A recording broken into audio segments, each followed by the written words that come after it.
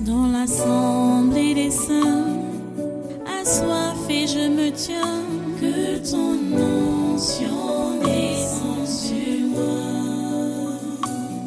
Conscient que mon destin est dans le creux de ta main, que ton onction descende sur moi. Je suis disposé, assoiffé, que ton onction descende sur moi. Je suis disposé, assoiffé,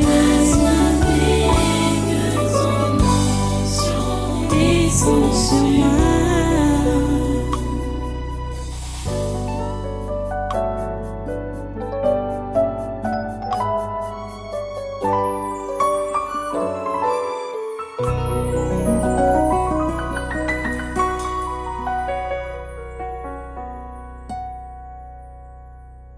Alléluia.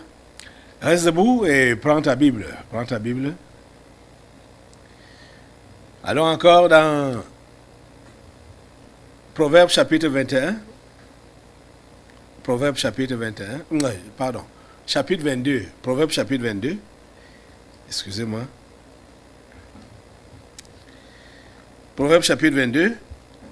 Le verset 6. Pour démarrer notre enseignement du jour. Le verset 6 de Proverbe 22 dit ceci. Instruis l'enfant selon la voie qu'il doit suivre. Et quand il sera vieux, il ne s'en détournera pas. Quand il sera vieux, il ne s'en détournera pas. Prions le Seigneur. Dieu Tout-Puissant, sois remercié. Et nous te remercions pour ta parole que tu ne cesses de nous donner. Merci pour la grâce que tu nous donnes de l'assimiler et de la mettre en pratique, ta parole. Nous bénissons ton nom pour ce jour, parce que ce que tu as planifié pour chacun de nous en ce jour s'accomplit selon ta volonté et d'après ta parole. Sois béni et sois glorifié, parce que ton Saint-Esprit est à l'œuvre dans chaque vie ici présente, ou chaque vie qui est sous l'influence de cet enseignement, de ce programme. Sois béni, Seigneur, parce que tu as accompli ta volonté. Au nom puissant de Jésus, j'ai prié. Amen. Prenez place dans sa sainte présence et soyez tous, une fois de plus, les bienvenus à ce congrès du surnaturel de ce dimanche 12 février 2023. Les amis, nous devons nous rassurer que nos enfants ont reçu le bon héritage, l'héritage chrétien. Vous voyez que c'est étonnant. Par exemple, ce que nous venons de lire là, pendant la prière, cette histoire qui s'est produite au Canada, dans un lycée catholique, où on chasse un enfant parce que il a dit qu'il ne connaît que deux genres. Le genre masculin et le genre féminin, l'homme et la femme. On l'a chassé de l'établissement. Des grands garçons, hein, vous voyez, les autres sont là. Regardez, dans cette classe, les autres sont là. Donc, ils supportent, ils sont d'accord qu'on peut avoir un troisième genre. Je ne sais pas comment. Oh mon Dieu. Ils sont d'accord. Les autres enfants sont d'accord.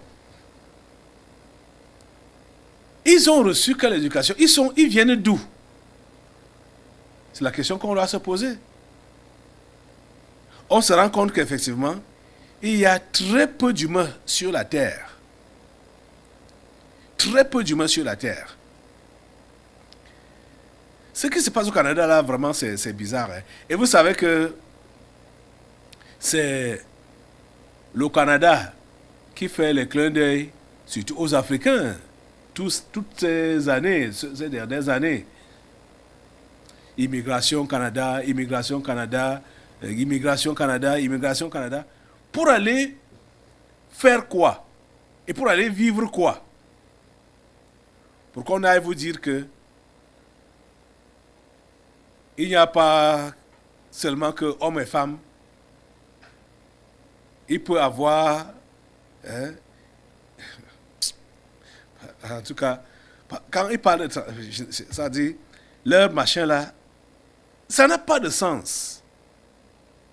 Ça n'a pas de sens. Mais c'est juste la dépravation.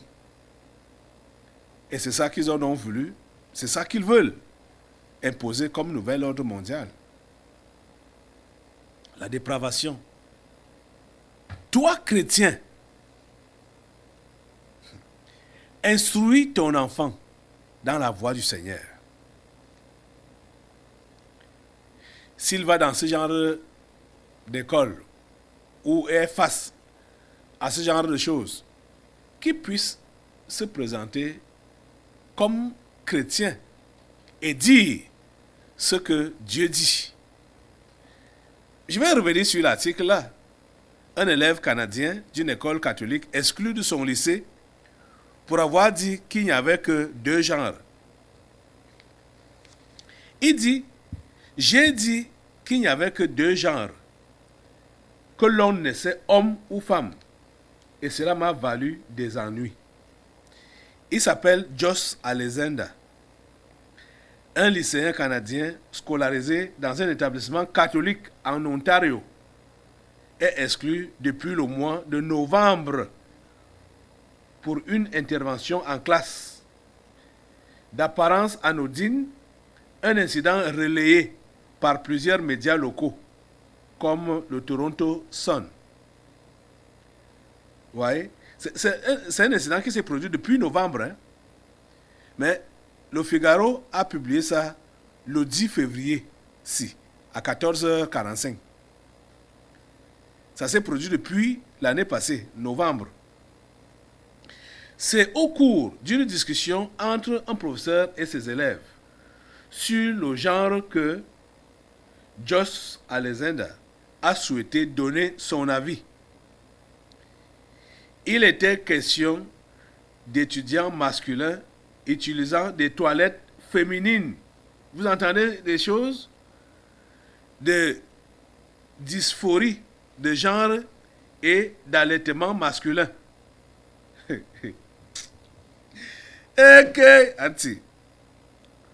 Bon, tout le monde partageait ses opinions sur le sujet. Voilà le problème.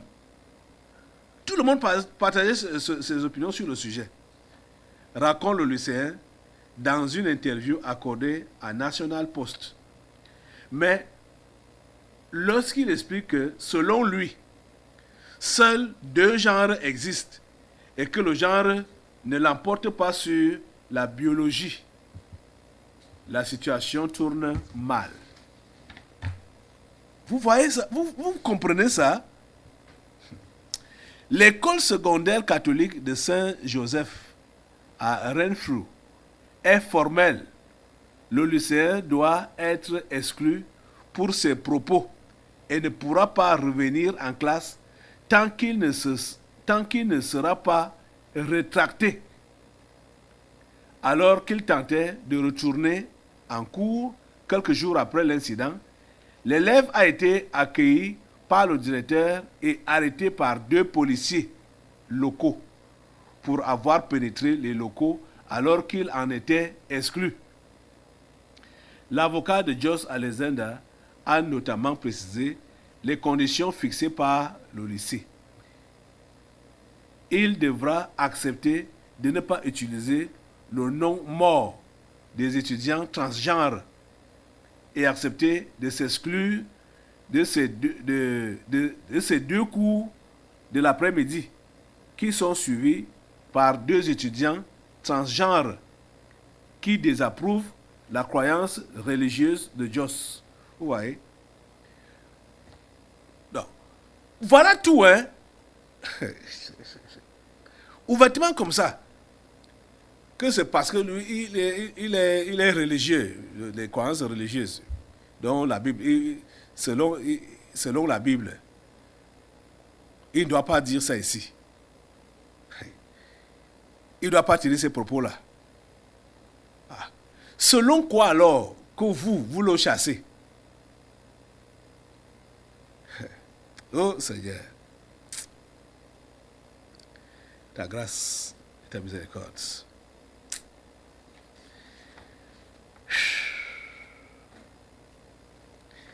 C'est bizarre. Instruis l'enfant selon la voie qu'il doit suivre. Quand il sera vieux, il ne s'en détournera pas. C'est-à-dire, quand je peux lire des articles comme celui-ci, je suis dépassé, hein. Je suis dépassé.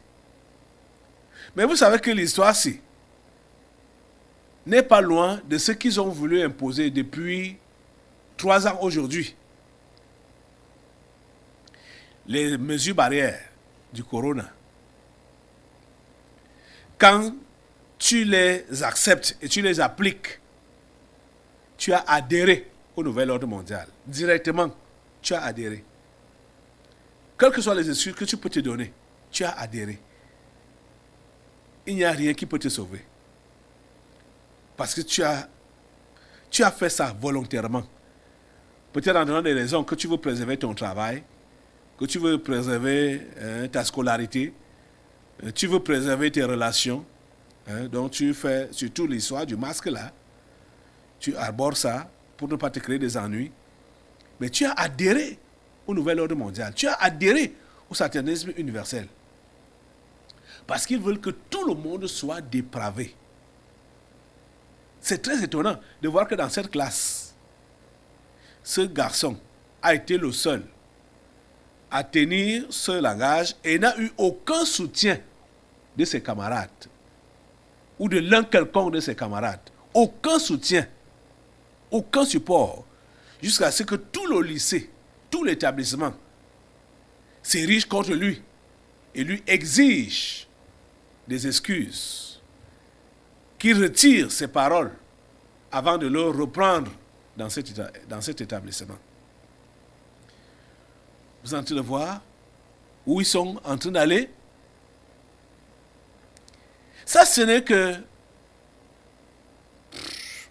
il peut dire quoi? Des petits entraînements. Il faut lire dans Apocalypse 13. Vous allez comprendre que quand le moment même sera venu, le moment même, se prononcer chrétien, ce sera difficile. Parce que si tu n'as pas la marque de la bête là, c'est-à-dire si tu n'es pas d'accord pour la dépravation des mœurs, si tu n'es pas d'accord pour le péché à outrance, ta présence dans leur milieu est bannie. Tu ne dois pas exister. C'est ça qu'ils ont prévu et c'est ça qui va se passer. Ils ont essayé donc juste de titiller. En ce temps-ci, depuis 3 ans aujourd'hui, beaucoup ont succombé. Beaucoup ont succombé. C'est là qu'on comprend qu'il n'y a pas beaucoup de chrétiens sur la terre. Et c'est pourquoi le Seigneur veut donc sauver beaucoup. Pendant ce temps, c'est pourquoi il veut donc moissonner. Pendant ce temps, avant que le temps de la grande tribulation n'arrive, qu'il y ait déjà eu au moins plusieurs humains simples qui se soient convertis. Donc, nos enfants, on doit les instruire dans la voie du Seigneur. Les enfants chrétiens ou les enfants des chrétiens ne devraient pas se retrouver parmi les voleurs. Les enfants des chrétiens ne doivent pas se retrouver parmi les menteurs. Les enfants des chrétiens ne doivent pas se retrouver parmi les bagarreurs. Les enfants des chrétiens ne doivent pas se retrouver dans des mauvais milieux. Bon, je peux citer tous les péchés qui existent là. Les enfants des chrétiens ne doivent pas se retrouver faisant ces choses-là avec les païens, avec les non-chrétiens. Ils doivent recevoir cette éducation-là depuis la maison, depuis leur conception et pendant qu'ils grandissent. Parents, ne vous fatiguez pas de les exhorter là-dessus à avoir un comportement exemplaire. Les enfants des chrétiens ne doivent pas être parmi ceux-là qui injurient, qui insultent. Non.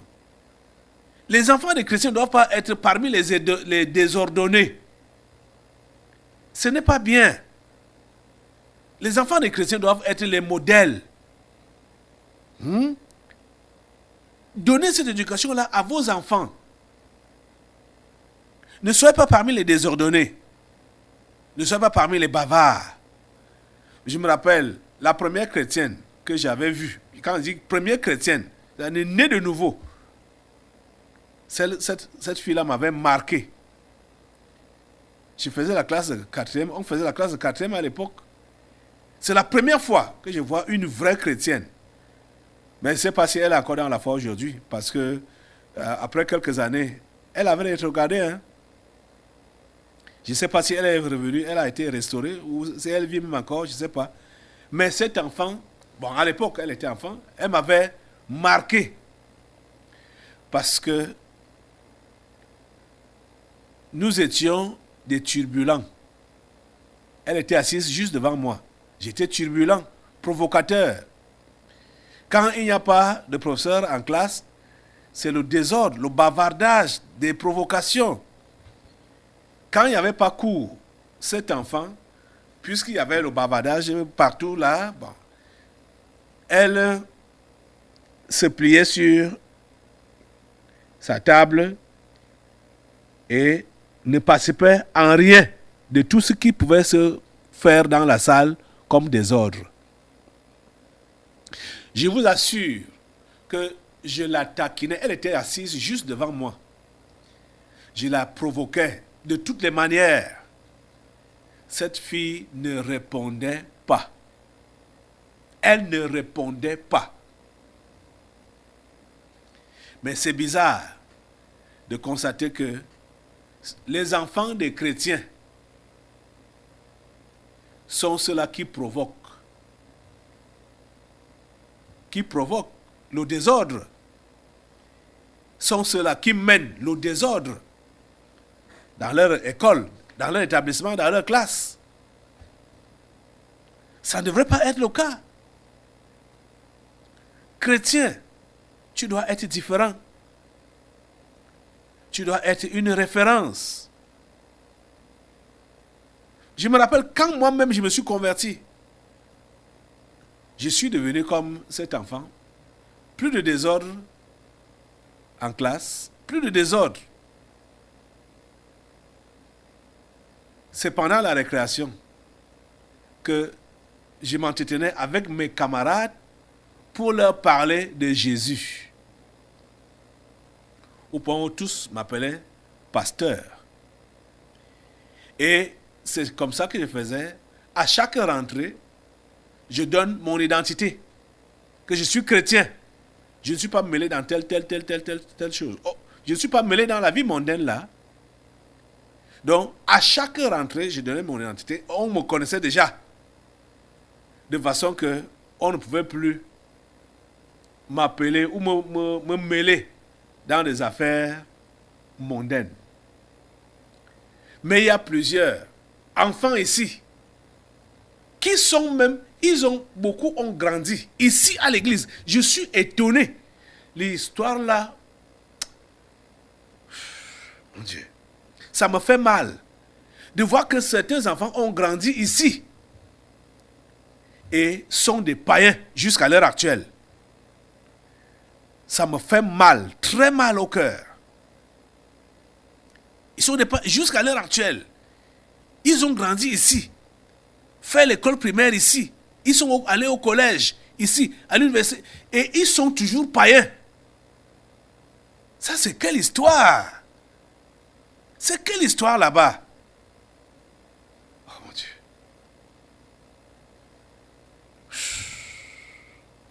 Seigneur, ta grâce, ta miséricorde. Vous voyez, on a plutôt développé l'esprit de religion au lieu d'avoir la vraie foi chrétienne. C'est la religion. Donc, la religion qui est développée, et c'est ça qui est pratiqué, la religion. On dit qu'on prie, on lit la Bible, on vient à l'église, on va à la messe, machin, tout ça là. Mais la vie pratique chrétienne là, cette vie n'est pas menée. Quand ils sont avec les païens, quand je dis même ils sont avec les païens, on dirait qu'eux-mêmes sont chrétiens. Quand ils sont avec les païens, ils sont païens. C'est quand ils sont à l'église qu'ils sont chrétiens. Je mets ça entre guillemets. C'est étonnant. C'est étonnant. L'enfant du chrétien, on ne doit pas le trouver parmi les fumeurs de chanvre ou les buveurs d'alcool, parmi les bagarreurs, parmi les voleurs. On ne doit pas trouver l'enfant du chrétien dans ces milieux-là, dans ces groupes-là, parce que cet enfant aura déjà reçu une bonne éducation, un bon enseignement à la maison, où le parent ou les parents le met en garde contre tout ce qui est mauvais. Instruire l'enfant selon la voie qu'il doit suivre. Il y a la voie qu'il doit suivre. Quand il sera vieux, il ne s'en détournera pas. Regardez dans ce lycée. Il y a le lycée au Canada là. Personne d'autre n'a pu soutenir ce garçon. Un débat, une discussion.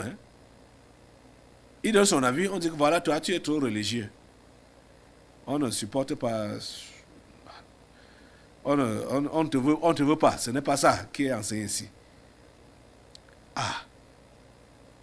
Et vous savez que ce n'est que depuis qu'ils ont lancé leur mensonge en 2019, là, pour parler de la pandémie, que les choses comme ça sont donc devenues, comme c'était le portail.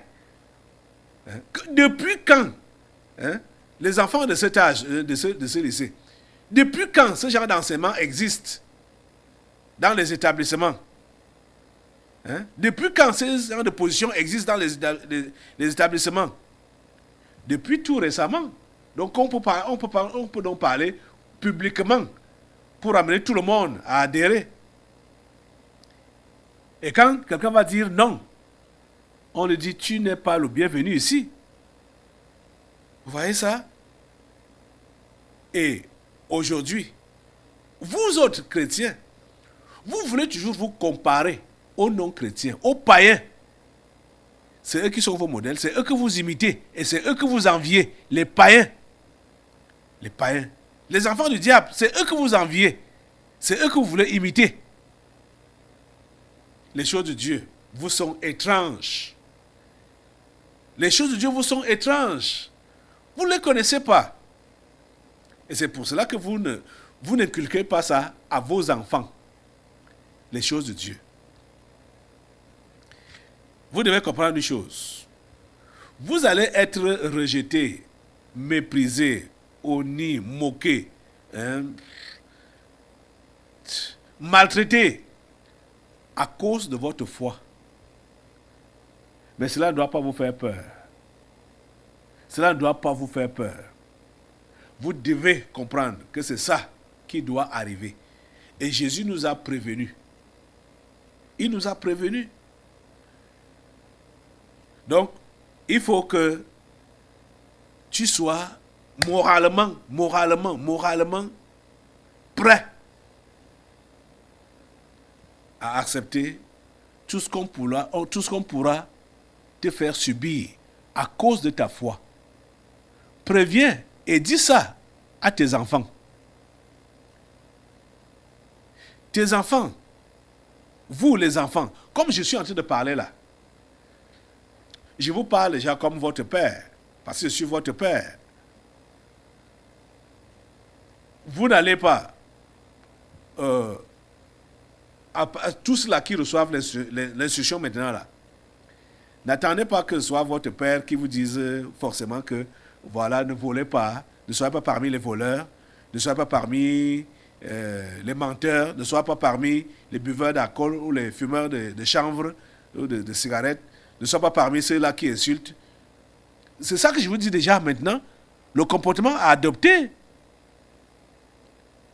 non seulement à l'école, mais à la maison et en société. Vous devez être exemplaire. Vous devez être exemplaire. Vous ne devez pas vous mélanger avec tous ceux-là qui font des mauvaises choses. Vous ne devez pas vous mélanger à eux. On ne doit pas vous voir avec eux. Vous comprenez? Parmi ceux qui bavardent, parmi ceux qui font le désordre en classe et tout ça, on ne doit pas vous voir dedans. Même si on vous provoque, ce n'est pas en refusant la provocation que vous allez crier donc, oh laisse-moi. Ce n'est pas ça. On te provoque, tu ne dis rien. Tu ne dis rien. Parce que certains, il n'y a même pas eu celui qui provoquait, on n'entend même pas sa voix. C'est la voix de celui qui prétend ne pas répondre aux provocations qu'on entend. Comment il est en train de crier? Comment il est en train de crier? Tu cries quoi? Tu cries quoi? On te provoque, tu ne réponds pas. Tu restes silencieux. Vous voyez que ça va décourager même la personne qui te provoque là. C'est pourquoi les Français ont dit qu'on répond les imbéciles par un silence. Quand tu es silencieux aux provocations, la personne n'aura pas le courage de continuer à te provoquer. Tu comprends ça? Vous devez être exemplaire. Vous devez être exemplaire en tant que chrétien ou enfant de chrétien. Vous devez être exemplaire. Vous devez représenter Jésus dans votre société, dans votre salle de classe, dans votre établissement, dans votre maison, dans votre quartier. On doit savoir que vous êtes chrétien. C'est pourquoi vous êtes différent des autres. Vous devez l'être, forcément. Nous sommes dans une société pourrie. Une société pourrie. Pourrie. Nous avons besoin de la grâce de Dieu. C'est pourquoi tout ce que vous pouvez voir comme comportement déviant là-bas dehors,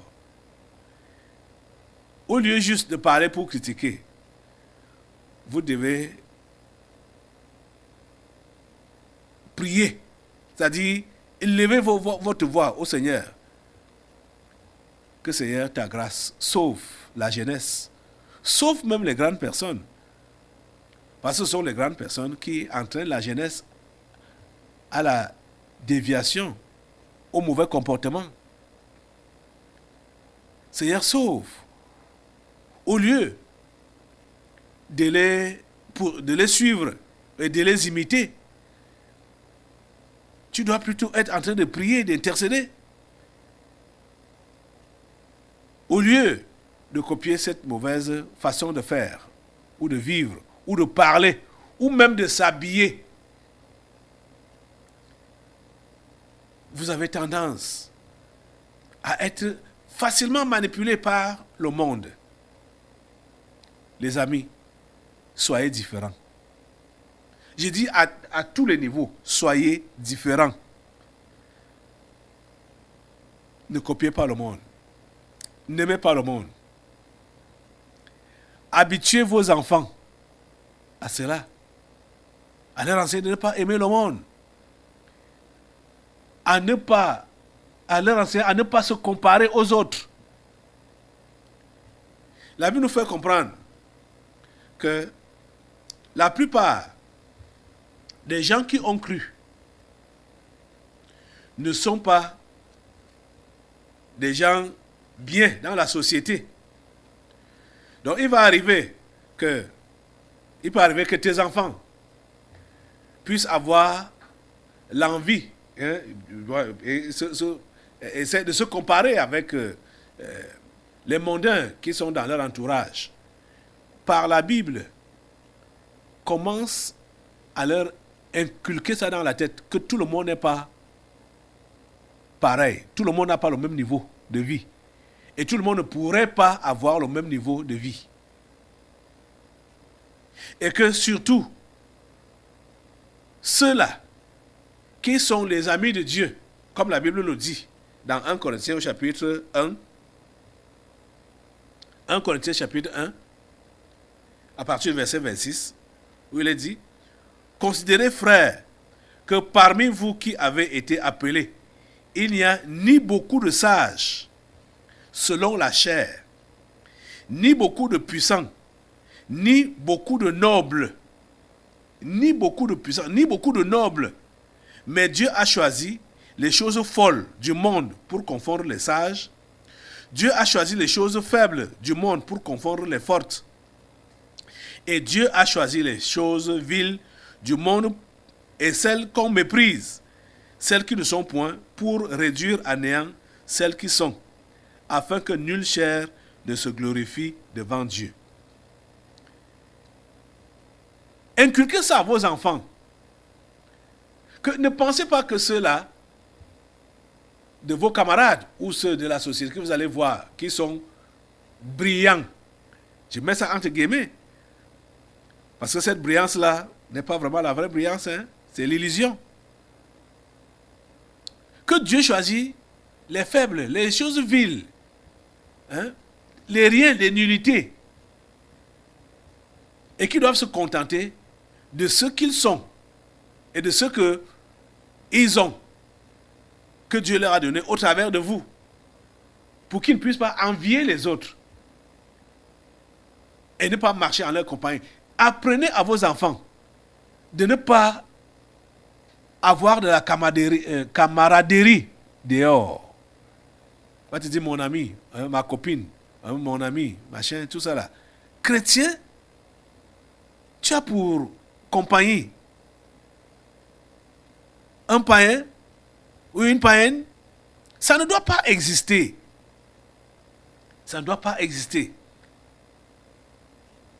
Les affinités chrétiens et non chrétiens là, ça ne doit pas avoir lieu.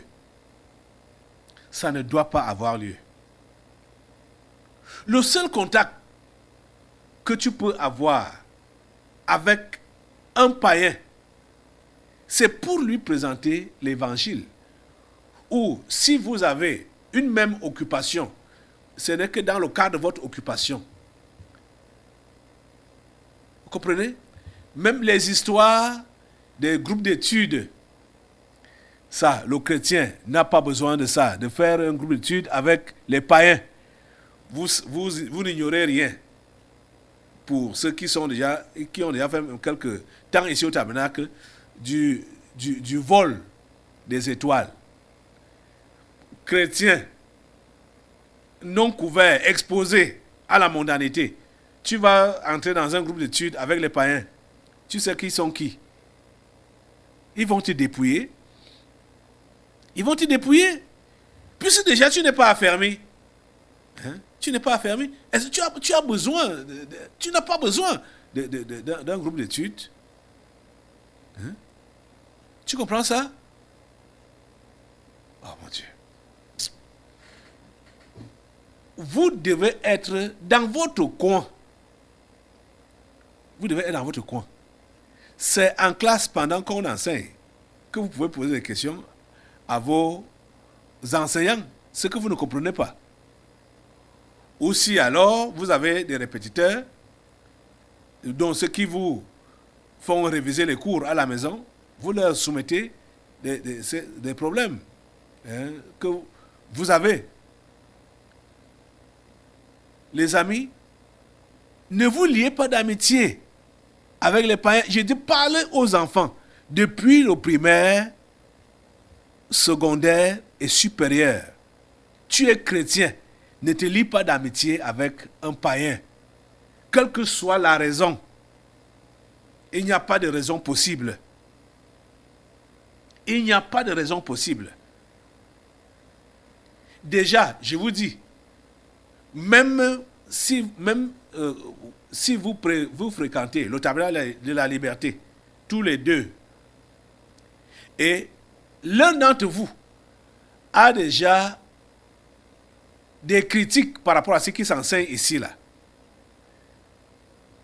celui-là ne marche plus avec lui.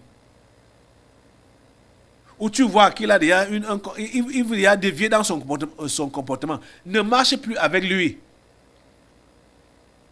Ne le prends pas comme toi. Mais je dis, même si vous êtes ici au tabernacle de la liberté, vous êtes dans la même école ou dans la même classe, ou dans une même activité, vous voyez que le comportement de l'autre n'est pas chrétien, ne marchez pas avec celui-là et trahissez directement. Écrivez-moi directement, parce que ça va vous affecter. La Bible dit clairement que les mauvaises compagnies corrompent les bonnes mœurs. Et vous aussi, parents, vous devez avoir le regard sur la compagnie de vos enfants.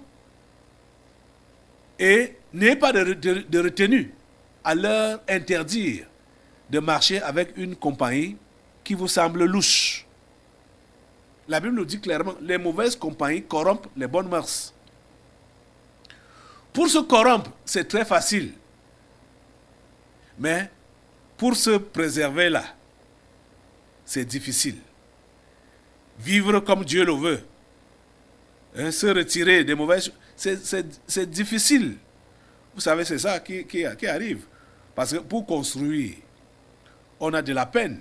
Mais pour détruire, un seul instant, bram, c'est à terre. Donc, évitez les mauvaises compagnies. Évitez les mauvaises compagnies. N'acceptez pas cela. Vous comprenez ça? La Bible est claire là-dessus. Donc, je sais que pour ceux qui sont modestes, pour ne pas dire pauvres ou manquent de moyens, les enfants peut-être ne mangent pas à leur faim et ont tendance à envier ceux qui sont dehors et qui viennent avec soi beaucoup de nourriture ou beaucoup d'argent et ont tendance à devenir leurs amis pour pouvoir grignoter de leur nourriture. Découragez vos enfants. Et les enfants, je vous décourage à avoir cette tendance-là, c'est-à-dire à vous approcher de ceux que vous voyez qu'ils ont beaucoup d'argent ou ils ont beaucoup de nourriture. Ne soyez pas des mendiants. Ne soyez pas des mendiants. Ne développez pas l'esprit de mendicité. Contentez-vous de ce que vos parents vous donnent ou de ce que vos parents ont. Rappelez-vous de ce qu'on vient de lire là, dans 1 Corinthiens au chapitre 1 là, à partir du verset 26. Donc, n'enviez pas les gens et n'enviez pas les gens. Et comprenez que tout le monde n'aura jamais le même niveau de vie. Les parents doivent inculquer ça à leurs enfants. Et les enfants même doivent comprendre cela. Et ça, c'est depuis le commencement. Je vous disais qu'il faut se référer au commencement. Et ça, c'est depuis le commencement. J'ai pris juste l'exemple au niveau des métiers. Les premiers enfants d'Adam et Ève, Caïn et Abel. Caïn était laboureur et Abel était berger. Ils sont nés du même ventre. Et au sortir, chacun a choisi son couloir. Tout le monde ne pourra pas avoir le même couloir. Vous allez continuer la lecture et vous allez voir que au fur et à mesure, c'était comme ça, au fur et à mesure que les gens se multipliaient, et chacun était... chacun se développait dans un domaine particulier, c'était pas le domaine. Tout le monde n'a pas pris la même chose ou n'a pas fait la même chose. Vous voyez? Même celui qui avait été maudit, Caïn, après avoir tué son frère, il a été maudit. Mais il a fait une progéniture. Et on voit que sa progéniture a commencé à faire des exploits. J'ai déjà même enseigné sur ça ici. Que la progéniture de Caïn a fait des exploits. Beaucoup d'exploits même. Vous voyez? Genèse chapitre 4 nous dit que Caïn connut sa femme. Genèse chapitre 4, verset 17. Caïn connut sa femme. Elle conçut et enfanta Enoch. Il bâtit ensuite une ville. Et il donna à cette ville le nom de son fils Enoch. Bâtir une ville. Quand on parle de bâtir une ville, c'est une agglomération, non? La ville, c'est une agglomération de maisons. Il y a d'abord les maisons, les gens, les populations, tout ça là. En ce temps-là, hey, Jesus, il a bâti la ville et il a donné le nom de son fils à cette ville-là. Ok, je vais aller au verset 20 directement, je voudrais conclure. Ada enfanta Jabal. Les femmes de Lémec, ça c'était les femmes de Lémec. Ada enfanta Jabal. Il fut le père de ceux qui habitent sous des tentes et près des troupeaux. Jabal. Le nom de son frère était Jubal. Il fut le père de tous ceux qui jouent de la harpe et du chalumeau, musicien. Vous voyez? Berger, musicien. Hein? Chacun a son couloir. On posait la question l'autre jour, pendant les délivrances, que l'école sur laquelle vous misez là tellement pour vos enfants, vous voyez que ce n'est pas ça qui fait vraiment l'avenir de quelqu'un. Parce que si c'est l'école qui fait l'avenir de tous, c'est que quand on enseigne aux enfants, eux tous devraient comprendre la même chose, devraient avoir la même intelligence, hein, la même ouverture d'esprit, mais ce n'est pas le cas. Il y a certains qui comprennent, d'autres qui comprennent beaucoup, d'autres qui comprennent un peu, d'autres qui ne comprennent même rien. D'autres qui ne comprennent rien. Ça veut dire que ce n'est pas par l'école que tout le monde est forcé de passer. Vous voyez? Que Dieu vous aide à former vos enfants, à les éduquer dans les voies du Seigneur. Terre à terre, les parents, surtout ceux qui estiment qu'ils ont des enfants têtus, ce n'est que les cris qu'on entend à la maison. Les cris. Dès qu'il y a les cris, bavardage, bavardage. Non, c'est pas comme ça. Ça ne doit pas être les cris, les bavardages. Quand l'enfant s'est mal comporté, appelle l'enfant et parle avec l'enfant en lui montrant l'erreur qu'il a eu à commettre et en le redressant pour qu'il ne recommence plus. Pas d'abord bavardage, pas des cris, pas taper directement là. Non, non, non. Il faut instruire d'abord. Et rassure-toi que c'est selon les voies du Seigneur. Je vous dis, ce n'est pas votre philosophie. C'est pourquoi vous-même, vous devez connaître la Bible. De façon, quand vous redressez votre enfant, dites-lui ce que Dieu dit dans sa parole. Redresse-le selon le Seigneur. Dieu n'aime pas ça. Dieu veut ceci. Ce que Dieu a prescrit, c'est ça qu'il faut lui dire de faire. Tu comprends ça? Vous avez un défi à relever. Hein? Vous-même là, parents, vous devez être des vrais chrétiens. Des bons chrétiens. Lève-toi sur tes deux pieds. et supplie vraiment la grâce de Dieu de te modeler à l'image de Christ. Que tu sois vraiment un vrai chrétien, un bon chrétien, et que tu transmettes ce que tu as à ta progéniture. Seigneur, aide cet homme, aide cette femme à s'imprégner de toi par ta parole et de transmettre cela à sa progéniture. Merci, ô Dieu, de m'écouter. Au nom de Jésus, j'ai prié. Amen. Amen. Assois-toi. Nous allons maintenant passer aux délivrances prophétiques.